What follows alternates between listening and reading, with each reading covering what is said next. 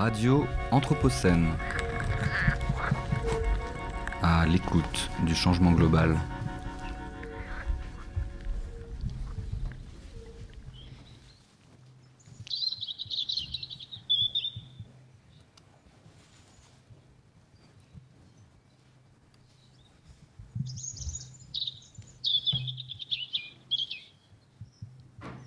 Et on commence cette émission avec le joli chant du rouge-gorge familier.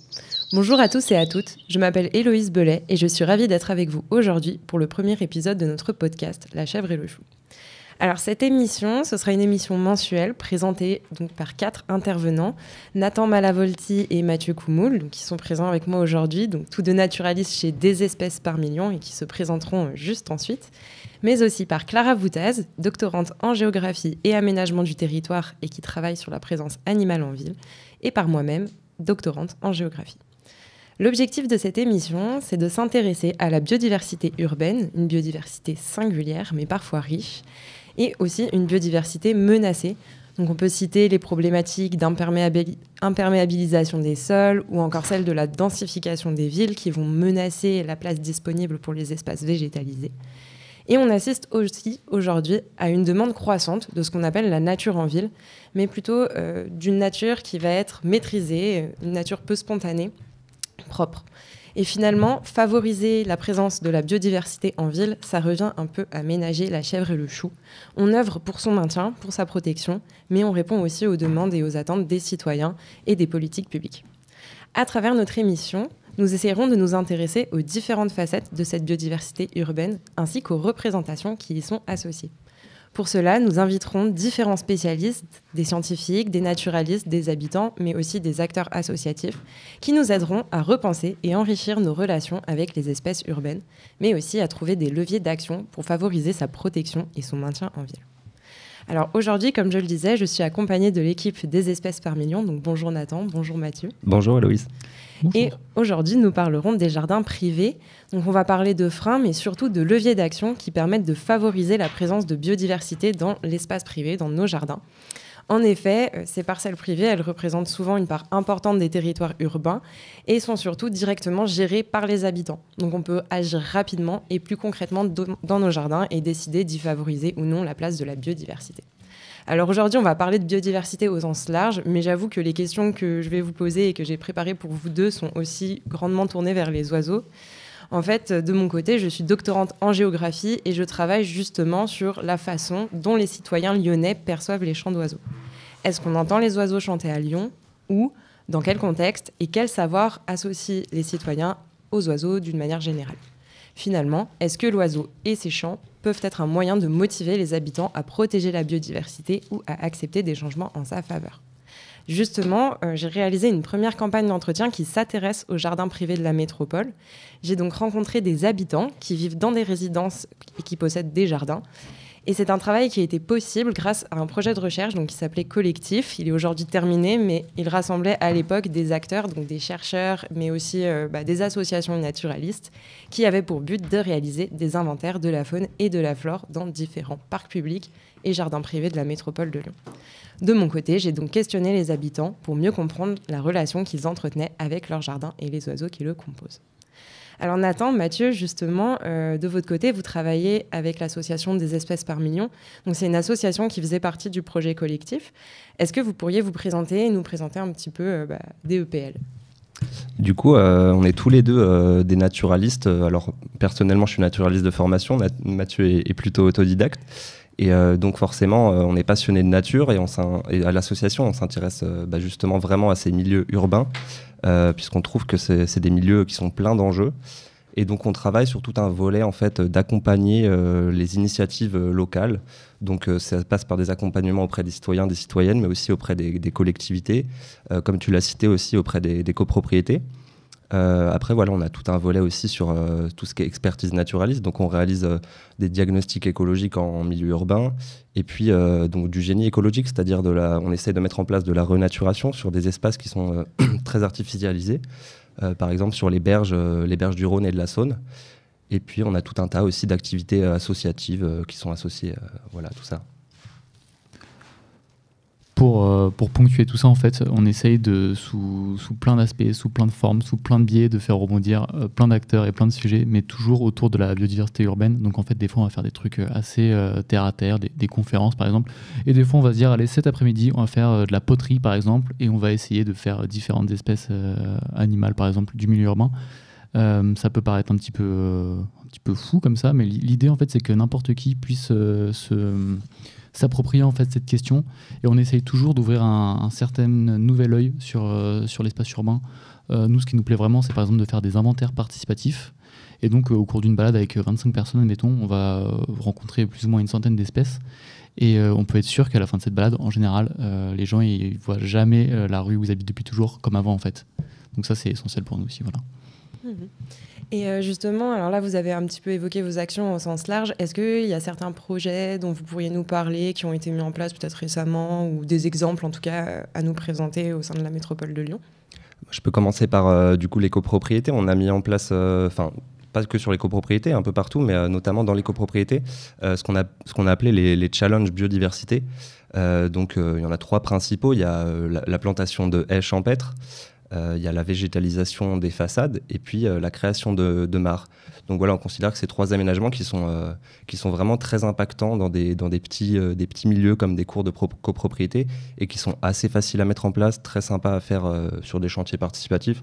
Voilà, en général, c'est des très bons moments. Voilà, c'est une des actions qu'on met le plus en place en ce moment.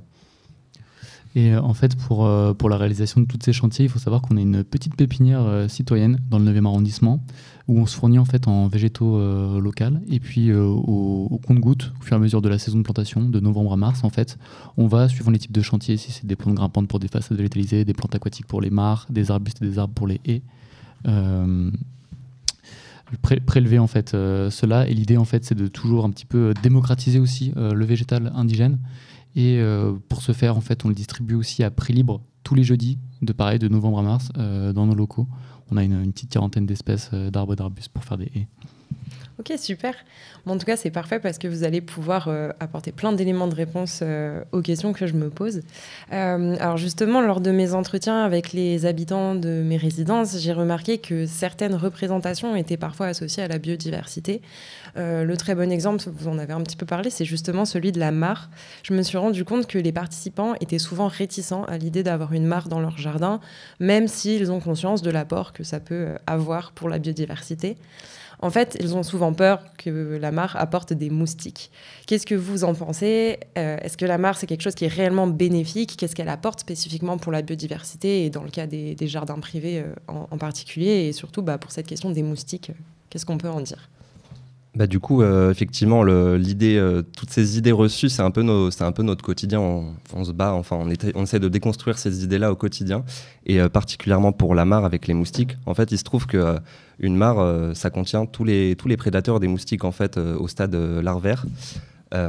Et du coup, les moustiques, ils vont surtout se développer en fait dans les petites gouttières, dans les pissoirs de balcon, dans les déchets en fait, voilà, avec quelques centimètres d'eau, où là, les larves vont trouver aucun prédateur. Et du coup, développer des mares, ça permet de développer donc des libellules, des coléoptères aquatiques, voilà, tout plein d'espèces qui vont prédater ces larves de moustiques. Et puis en plus de ça, ça va bénéficier à tout un cortège d'espèces liées au milieu aquatique, des amphibiens, etc. Donc oui, on pense que c'est hyper important en fait, justement de multiplier ces petites zones de mares. Et en fait, je trouve aussi que la question de l'eau en ville, elle est toujours un petit peu compliquée à appréhender. Dès qu'on parle d'eau stagnante, en fait, ça renvoie à des images assez négatives, type marée, type Shrek, type toutes ces choses-là. Et en fait, c'est assez compliqué. Il n'y a qu'à voir en fait comment on traite les eaux pluviales aujourd'hui, qui vont directement dans le tout à l'égout, alors qu'en fait, elles pourraient alimenter justement des mares, des noues, ce qu'on appelle des jardins d'eau en fait.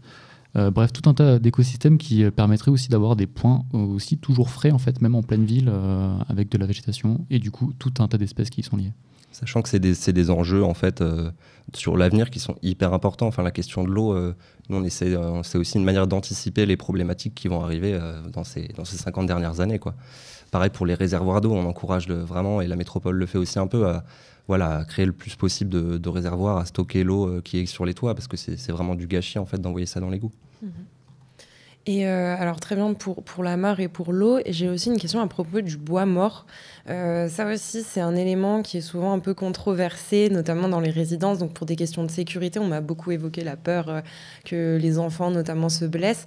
Mais surtout, c'est quelque chose dont on perçoit assez mal l'utilité. On m'a beaucoup dit, moi, le bois mort, je ne vois pas ce que ça peut apporter.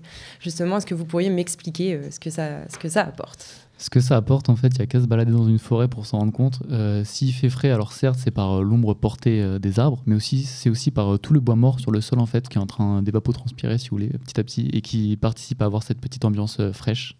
Et surtout, en fait, on a quand même 5% de la biodiversité mondiale terrestre qui est bel et bien liée à ce bois mort. Donc ça va être des algues, des lichens, des micro-organismes, et puis des champignons, des coléoptères liés au bois mort, puis après des plus gros organismes, hein. Des chauves-souris, des oiseaux notamment qui vont nicher dans des arbres creux mais pas morts en fait. On a tendance à voir un arbre avec une plaie béante comme condamné. En réalité, dans certains cas, il peut vivre encore comme ça des siècles. Après, reste à savoir si effectivement en termes de sécurité, oui ou non c'est possible. Et ça, suivant les cas de figure, en fait, c'est une question qui se doit d'être posée. En revanche, quand on n'a pas ces impératifs-là à prendre en compte, évidemment que pour nous, ça nous paraît essentiel de conserver ce bois mort. Et après, en fait, c'est suivant les cas de figure aussi. Il faut savoir que suivant l'espèce de bois, d'arbre que c'est, suivant le diamètre, suivant la configuration, est-ce que c'est une branche morte perchée dans la canopée ou alors est-ce que c'est un gros rondin posé sur le sol, la quantité d'eau, la quantité de lumière, bref, tous ces paramètres-là, en fait, ça va inviter à chaque fois un cortège d'espèces différents. Donc en fait, il suffit juste de l'illustrer au cours d'une balade. Et très souvent, en fait, si on est à la bonne saison, au début de l'été par exemple, on peut aller voir la cavité d'un platane et se rendre compte qu'il y a des énormes trous qui sont faits par des longicornes de 5-6 cm, parfois protégés, souvent en danger. On a même des espèces qui sont en danger critique d'extinction, donc au même titre qu'un panda ou un tigre du Bengale. Et ça, en fait, juste parce qu'on a bien voulu laisser un arbre creux. Et ça, la plupart des habitants sont totalement prêts à l'entendre. En fait, si on leur montre, faut toujours montrer, selon nous, pour que ça prenne du sens. Il y a vraiment cette idée en fait aussi de changer notre regard en fait sur ces choses-là et de pas considérer que c'est quelque chose de sale, mais quelque chose de vivant et qu'à sa place autant que le reste. Et c'est aussi, pour revenir aussi sur l'humain, c'est une manière aussi d'économiser un peu de l'énergie, c'est-à-dire en accompagnant un peu les gestionnaires des espaces verts à un peu moins gérer en fait ce bois mort, à plus laisser en place. On va aussi leur économiser un peu de travail. Donc voilà, on essaye aussi de travailler sur ce volet-là qu'on considère comme super important. Mmh. Et justement, là, quand on parle de bois mort, c'est potentiellement donc des arbres qui sont encore sur pied, c'est ça mais est-ce que ça peut aussi convenir avec, je sais pas, un arbre qu'on va abattre mais laisser au sol ou d'autres formes Alors, comme je l'expliquais tout à l'heure, en fait, la pluralité des aménagements va faire la pluralité des colonisations possibles et imaginables. Et effectivement, en fait, sur certains arbres, on va pouvoir préconiser une coupe en chandelle. Donc, on coupe à 1,50 m, 2 mètres, et on considère qu'en fait, il va se décomposer sur place et qu'en théorie, il va présenter aucun problème, puisque le jour où il va tomber, c'est qu'il sera complètement vermoulu et il sera plus bien lourd pour faire mal à grand monde. Et puis après, nous, ce qu'on propose aussi... D'autres assos naturalistes le font aussi, ce sont tout simplement une headbench en fait. Donc on plante des piquets sur un linéaire et entre ces piquets, on va entreposer des bois. Et ça en fait, ça va plaire à tout un cortège d'espèces d'oiseaux qui vont s'y plaire à se balader et potentiellement à déféquer dans les crottes des oiseaux. On va retrouver des graines d'espèces de plantes du coin. Ça va finir par petit à petit se transformer en haies. Et encore une fois, comme le disait Nathan tout à l'heure, ça va permettre de fonctionner un petit peu en circuit fermé sur des parcs et jardins où en fait tous les déchets verts entre guillemets du jardin finissent dans cette fameuse haie de bois mort en fait. Et ça devient esthétique, c'est plus un problème en fait, la question de la taille. Ok. Et alors il y a aussi l'herbe haute qui a la vie dure, je trouve. On me dit souvent que ne pas tondre la pelouse dans notre jardin, c'est quelque chose qui est moche et qui pourrait apporter des maladies. Qu'est-ce que vous en pensez ? Alors, un argument que j'entends souvent, moi, c'est l'orge des rats. Donc, c'est une petite plante qui ressemble à du blé sauvage, plus ou moins, qui souvent se loge en fait dans les oreilles des animaux de compagnie, rarement les nôtres pour le coup. Ça, c'est tout simplement une plante qui va être favorisée par l'azote en fait. C'est lorsqu'on va tondre la pelouse de manière répétée, on va laisser les déchets verts sur place et forcément l'azote va s'accumuler et on va offrir un terrain propice à ce type de végétation-là. Donc, il y a aussi une manière de voir l'herbe coupée en fait ou l'herbe pas coupée. Il y a une gestion à prendre en compte. Ce qu'on conseil, nous en général, c'est d'attendre jusqu'au mois d'octobre avant de tondre. Et là, on va couper la végétation et on va l'exporter pour éviter que ça reste sur place. Et petit à petit, en fait, on va appauvrir le sol en azote et on va observer des communautés de végétaux totalement différentes et du coup des communautés d'insectes totalement différentes aussi. On a un petit exemple au parc des Chartreux où on a sur l'aile ouest, donc c'est un parc dans le 1er arrondissement à Lyon, où on a utilisé ce type de pratique. Enfin, du coup, la ville de Lyon l'a fait plutôt. Et en fait, au bout de 3 ans, on a observé notamment un papillon qui s'appelle le demi-deuil, qui est typique quand même de grands espaces de prairies. Donc ça montre que, encore une fois, si on montre l'intérêt, toutes ces questions-là d'hygiénisme urbain, de santé et tout, peuvent être vues sous un autre angle. Et puis encore une fois, on rappelle que sous une herbe non tondue, on n'atteint jamais plus de 19 degrés, alors que quand on tond de l'herbe, on peut atteindre très facilement des 40 degrés. Donc il y a aussi une question là, pour le coup, totalement entendable de réchauffement et d'îlots de chaleur. Et de bien-être pour les citoyens. Carrément. Aussi.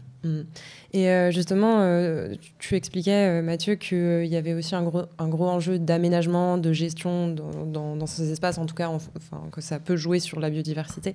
Alors justement, j'ai remarqué que tout ce qui était fleurs et arbustes, pour le coup, et même les arbres, notamment fruitiers, c'était des choses qui étaient plutôt appréciées et facilement acceptées dans les jardins. Est-ce que vous auriez des conseils sur les espèces à favoriser dans un jardin de copropriété pour attirer notamment les oiseaux ou des insectes Alors du coup, nous, on a construit une palette végétale qui est en rapport direct avec notre pépinière. Donc quand on va faire des chantiers de plantation, on va utiliser donc, les espèces qui sont sur cette palette et qui contiennent en fait uniquement des espèces indigènes, c'est-à-dire pas des espèces exotiques qui ont été importées d'Afrique ou d'Asie, mais vraiment des espèces qui ont évolué en fait, depuis des milliers d'années avec la faune locale. Mais en fait, le meilleur conseil que je pourrais donner aussi pour favoriser quelque chose d'intéressant, ce serait juste de laisser pousser en fait, ce qui vient et d'essayer d'avoir différents types d'habitats dans sa copropriété ou dans son jardin en faisant de la gestion différenciée, en multipliant les micro-habitats comme un tas de bois mort, un tas de feuilles, un pierrier. Et voilà, vraiment laisser pousser ce qui est spontané en fait, et observer, en fait, être curieux de ce qui pousse, en veillant quand même à pas laisser des espèces exotiques envahissantes coloniser l'espace. Mais voilà, il faut vraiment aussi changer ce regard-là on doit absolument intervenir tout le temps. On peut aussi laisser ce qui est spontané et c'est d'autant plus intéressant. Et puis des petits exemples concrets. Moi, un truc que j'adorerais voir, c'est du lierre qui pousse enfin sur les arbres d'alignement, sans exception. Le lierre, c'est super. Ça va produire des baies pendant tout l'hiver pour tout un tas d'oiseaux qui vont pouvoir se ravir de cela. Forcément, ça va aussi offrir un site de nidification de choix. C'est bien dense. On pense notamment à la petite fauvette noire. Je pense qu'il se ferait un plaisir d'aller gazouiller dans les parages. Et encore une fois, d'un point de vue écosystémique, eh bien oui, diminution des microparticules polluantes, etc. Donc super intéressant à imaginer. Et puis aussi multiplier les strates, en fait, sortir un petit peu de ce dogme du parc où on a de l'herbe rasée, au milieu un cèdre du Liban, un banc dans un coin et Dieu sait quel autre arbuste. Essayer d'être un petit peu plus complexe lorsqu'on pense aménagement urbain dans les parcs et jardins. D'accord, et ben merci beaucoup pour ces conseils. Maintenant, à propos d'éléments qui seraient peut-être un peu plus anthropiques, est-ce que finalement, mettre des nichoirs ou nourrir les oiseaux dans son jardin, notamment en hiver, c'est quelque chose qui est réellement utile ou à faire ? Est-ce qu'il y a des règles, des conseils à respecter ou appliquer ? Puisque finalement, ce sont des pratiques qui, pour le coup, sont assez répandues, faciles à mettre en place. Et je sais que beaucoup de mes participants le font et sont plutôt contents de cela. Donc, je me questionnais sur ça aussi. En termes d'utilité pour l'oiseau en lui-même, alors, hormis les périodes vraiment très très froides, la mangeoire, elle n'est pas forcément très utile. Le nichoir, c'est pareil, on va toujours privilégier le fait qu'il y ait des cavités naturelles dans les arbres. En fait, pour un oiseau, ça va toujours être beaucoup plus intéressant que d'être dans un nichoir. Mais je pense que ça a quand même une utilité en termes de rapprochement justement des humains avec la nature et qu'il ne faut pas nier cet aspect-là aussi. Après, nous, c'est un sujet sur lequel on travaille moins. Il y a plus des associations comme la LPO qui travaillent sur ce sujet-là et qui sont plus expertes. Nous, on essaie vraiment justement d'apporter le gîte et le couvert en plantant des arbustes et d'autres choses. Donc voilà. Et sinon, à propos des nuisances aussi, qu'est-ce qui aujourd'hui fait le plus fuir les oiseaux, notamment dans les jardins privés, mais en ville de manière générale? J'ai demandé à mes participants d'identifier certaines nuisances. On m'a beaucoup parlé des prédateurs, donc notamment des chats, mais aussi de tout ce qui était lié à la pollution de l'air, pollution sonore, et on m'a un peu moins parlé de la pollution lumineuse, mais c'est aussi revenu. Donc pour vous, quels sont les facteurs qui nuisent principalement à la présence des oiseaux en ville et dans nos jardins? Je pense que tu en as cité quelques-uns qui sont assez importants, comme les chats et la pollution.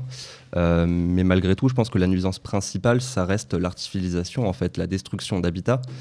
Si les oiseaux disparaissent et si surtout les insectes disparaissent, c'est globalement à cause de la destruction d'habitats. Donc déjà, penser à conserver en fait, ce qui est existant et ce qui est fonctionnel et sans essayer en fait de détruire des choses qui sont fonctionnelles pour recréer quelque chose de toute pièce, ce qui peut se faire beaucoup. Voilà, donc je pense que c'est vraiment déjà un volet qui est hyper important, c'est de conserver ce qui est en bon état au maximum. De faire avec l'existant. Ouais, exactement. Et j'en remets une petite couche avec, encore une fois, cette histoire de strates, de hauteurs différentes de végétation. En fait, c'est le facteur limitant sur les populations d'oiseaux en général, en partie. Ça va être cette histoire de manque de strates et aussi de connexion entre les différents patchs de végétation. Voilà. Et des fois, en fait, il suffit juste de quelques arbustes pour voir pointer le bout du bec du merle. Et on assiste, à l'inverse, en ville, à des no-birds land, en fait, où il n'y a aucun habitat de disponible pour les oiseaux, à part pour nos pigeons bisés domestiques, qu'on domestique depuis 8000 ou 10 000 ans. Donc voilà, c'est encore un autre cas de figure. Oui, d'ailleurs, je me suis rendu compte aussi que dans la plupart de mes entretiens, les choses qui étaient vraiment associées à la présence des oiseaux, c'était les grands arbres. Et j'ai cru comprendre, en interagissant avec des personnes qui travaillent à la LPO notamment, que finalement, juste des grands arbres, c'était pas forcément le plus favorable et qu'il y avait vraiment une importance de cette stratification et peut-être même plus encore des arbustes et des haies. Et même aussi sur le bâti ancien, en fait. Dans le premier arrondissement, par exemple, on va pouvoir observer le chouca des tours. Je crois qu'il reste un seul couple qui est présent uniquement parce que justement, il y a du vieux bâti. Il y a aussi le pigeon colombin, qui est une toute petite espèce de pigeon qui vit toujours en couple. Et lui, en fait, il est présent aussi dans le premier arrondissement parce qu'on a bien voulu conserver quelques anciens bâtiments. C'est pas le seul. On avait aussi une chouette effraie qui nichait dans... Chouette hulotte. Pardon. dans une église dont on a condamné l'entrée. Bref, faut pas mettre de côté aussi cet aspect-là. Oui, c'est intéressant aussi de voir qu'en fait, la création des villes, ça a aussi offert des opportunités à certaines espèces qui étaient liées par exemple au milieu de falaises, donc notamment le pigeon biset. On a aussi le faucon pèlerin qui est pas mal présent. Il y a plusieurs couples sur la métropole. Et on a recréé en fait des habitats propices en recréant des falaises avec les immeubles, tout simplement. Eh ben, merci beaucoup pour votre rapport aujourd'hui. Il nous reste quelques minutes et donc vous allez nous parler pendant ce petit temps justement du rouge-gorge familier dont on a entendu le chant en tout début d'émission et je pense que vous serez les mieux placés pour nous donner quelques anecdotes pour mieux identifier et reconnaître ce petit oiseau.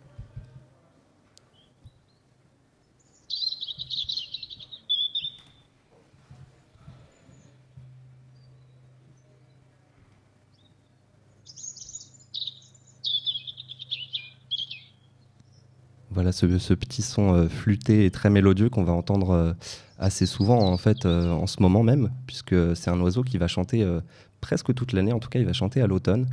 C'est un oiseau qui est plutôt lié au milieu forestier à l'origine et qui va plutôt se retrouver en forêt en saison de reproduction, mais qui va en fait squatter un peu tous les jardins et les parcs en période automnale. C'est un oiseau qui est très solitaire et farouche, donc il va être très territorial, il va avoir tendance à se méfier des autres et il peut être vraiment venir plastronner. Donc on dit qu'il plastronne, c'est-à-dire qu'il va montrer donc sa poitrine bien rouge pour faire fuir les concurrents. Et donc il a un chant qui peut être confondu avec d'autres espèces assez communes comme le merle par exemple ou la mésange charbonnière. Mais voilà, qui a un chant très flûté, je trouve, qui se reconnaît bien quand même. Il va aussi avoir un petit cri de contact, donc il va faire plus un petit tic-tic. Alors là, on l'a pas sur l'extrait, mais qu'on entend aussi assez souvent parce que dès qu'il va sentir un petit danger ou quelque chose qui l'intrigue, il va faire ce petit cri de contact. Et petite anecdote aussi que j'aime bien rappeler, c'est le rouge-gorge, naturellement de base dans les forêts, il va plutôt suivre les groupes de sangliers. Quand ils vont fouiller le sol, etc., forcément ils vont débusquer tout un tas de petits vers, de petits insectes. Et en fait le rouge-gorge, systématiquement, il va traîner dans leurs pattes à aller voir les insectes qui ont été effrayés par la manœuvre. Et en fait on retrouve ce comportement avec les jardiniers. Dès que, je ne sais pas si vous avez remarqué pour ceux qui ont un jardin, dès qu'on commence à soulever un petit peu le sol, etc., il y a toujours ou presque un rouge-gorge qui n'hésite pas des fois à s'approcher à 1 mètre, 1,50 m pour aller justement chipper une petite chenille ou un ver de terre débusqué. Donc je trouve ça assez marrant, cette adaptation. Les oiseaux sont assez forts là-dedans, je trouve. Eh bien merci Nathan, merci Mathieu. Nous nous retrouverons du coup dans un mois pour notre prochaine émission de La Chèvre et le Chou qui aura cette fois pour sujet la biodiversité des cimetières. Merci. Ciao. Radio Anthropocène. À l'écoute du changement global.